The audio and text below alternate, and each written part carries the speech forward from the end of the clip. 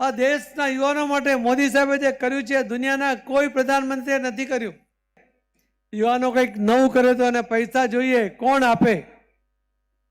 બેંકો તો આપતા નહોતા. મોદી સાહેબે બેંકોને કહ્યું કે આ યુવાનો ટેલેન્ટેડ છે, એમને કંઈક નવું કરવું છે, એમને સ્વાવલંબી બનવું છે, એમને તમે લોન આપો. અને લોન પણ વગર વ્યાજની લોન આ દેશના યુવાનોને આપવાનું શરૂ કરાવ્યું. એ નરેન્દ્ર મોદી સાહેબે કર્યું.